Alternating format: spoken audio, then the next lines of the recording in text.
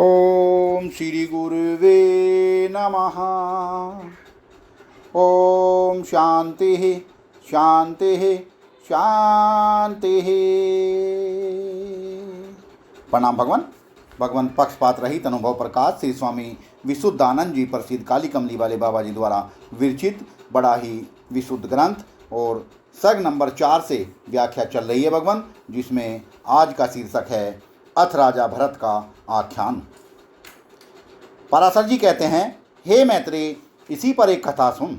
पूर्व जन्म में एक वन विषय भरत राजा चित्त की एकाग्रता रूप तप करता था और आत्म अनुसंधान में मग्न था, परंतु अपने स्वरूप का अपरोक्ष बोध तिसको नहीं हुआ था। इसी से 3 जन्म पाए। एक दिन तिसी वन विषय सिंह आया और सिंह के भयते मर्ग भागी हुई एक गर्भिणी हिरनी के उदर से भयते मर्ग भागे और अभागी हुई हिरनी के उदर से भय के कारण बच्चा भरत के आश्रम के निकट गिर पड़ा। कैसा बच्चा है जो माता पिता से रहित है और कोई तिसका रक्षक भी नहीं। अतीव सुंदर है, अति कृपालु जो राजा भरत है, तिसके बच्चे की यह अवस्था देखकर करुणा करके अपनी गोद में उठा लिया। तिस बच्चे के साथ ऐसा स्नेह किया कि अपना जो ध्यान था वह भी भूल गया। तिस हिरनी के बच्चे का ही लालन पालन करने लगा। इसी हालत में कुछ दिन बीते, बच्चा बड़ा हुआ। एक दिन भरत फल फूल के वास्ते वन को गया। पीछे बच्चा दूसरे मृगों के साथ पशु स्वभाव से चला गया। भरत ने आकर देखा तो बच्चा नहीं मिला। तिसके निमित्त विलाप करने लगा। तिसके बिना बहुत व्याकुल हुआ।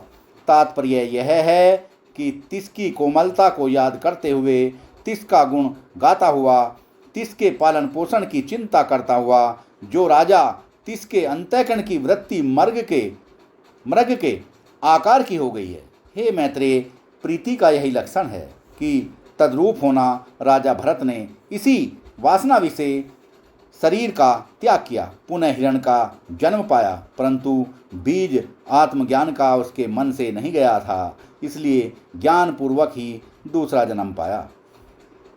पुनः ज्ञानपूर्वक तीसरा जन्म ब्राह्मण के घर में लिया।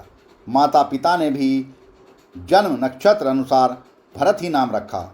हे मैत्रेय, पूर्व अभ्यास के बल से तथा ज्ञान के प्रतिबंधक के अभाव से अपने सच्चिदानंद स्वरूप को संशय विपर्यत से रहित गुरु उपदेश बिना ही जानने लगा कि मैं निर्विकल्प निर्विकार स्वतः ही बंध मोक्ष आदि संसार धर्म तथा संसार से रहित सच्चिदानंद स्वरूप हूँ। सत्संग को विराम देते हैं भगवान। प्रणाम भगवान।